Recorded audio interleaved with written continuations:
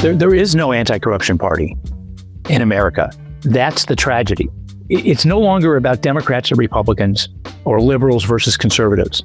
It's the very rich versus the rest of us.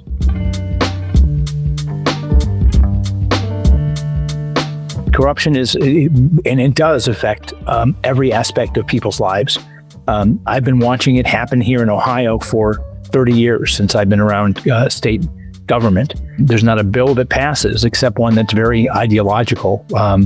It doesn't involve the word transvestite or banning books that doesn't have a story I could tell about how individuals and corporations, and mostly corporations in the state, made contributions in exchange for the opportunity to both to have their issues heard and to have legislation enacted that will put money in their pocket.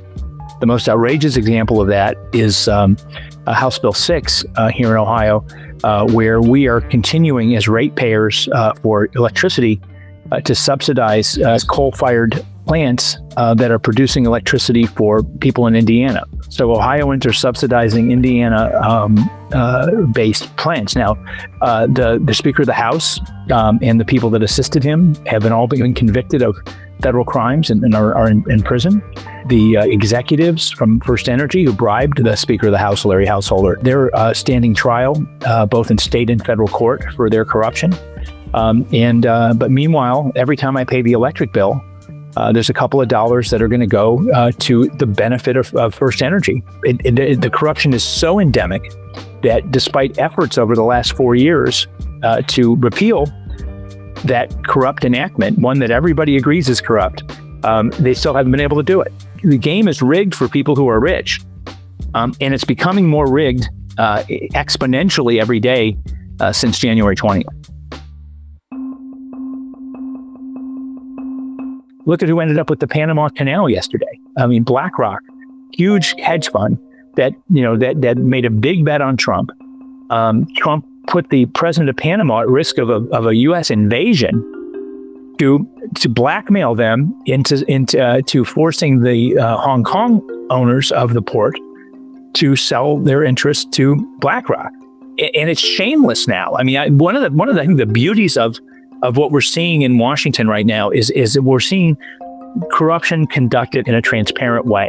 And Trump is not afraid, and the folks that support him, there's no shame about, and they're not trying to hide it. I mean, to the credit of the corrupt public officials and lobbyists and corporations in Ohio, they're at least trying to pretend that it's not happening.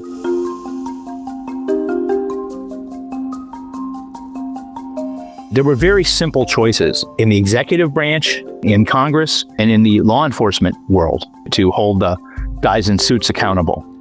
But most did not. I mean, there were no prosecutions of the criminals that perpetrated the massive fraud, first on investors, but also on the homeowners who were used as a pawn to leverage stolen funds from investors. Those bonds that were created from that were probably bought by those same people's pension funds.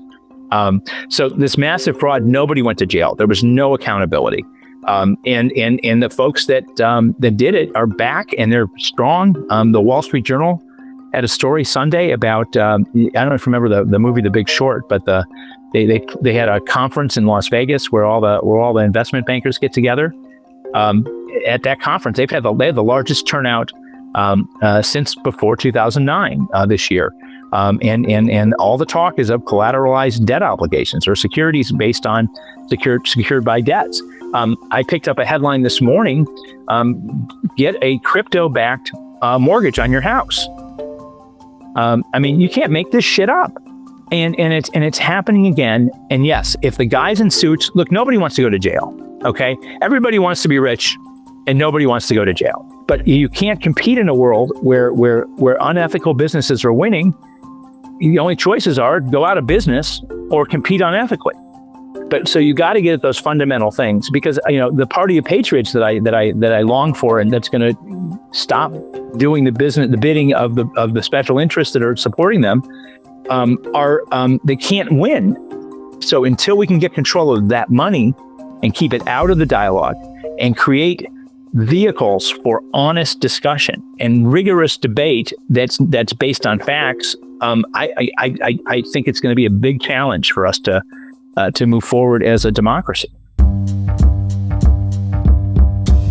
We're looking very close to what I call the kleptocracy. The people that contribute and steal are the ones that are going to benefit from government and from the collective, and those that aren't in a position to do that will pay the bill. I think that people should do everything they can to hold their elected officials accountable. What are they doing to protect my family and everybody else's family collectively? And I think government ought to protect people at times in their life when they need protection. And it shouldn't be protecting rich people and people who cheat. And if we can get a consensus on that, that's not a partisan issue at all. That's just an American issue. That's what Americans and that's what patriots should want from their government. And we're getting the opposite of it now in Washington. We've had the opposite of it for years in the Ohio General Assembly, and I assume in a lot of other state legislatures. We certainly had it for years in Congress and in the Justice Department. But again, as I said, when we started, that all those concerns we had in the con are quaint compared to what may be coming. Hey all, become that person nobody dares to argue with. Hit like, subscribe, and that little bell button for notifications. Talk to you soon.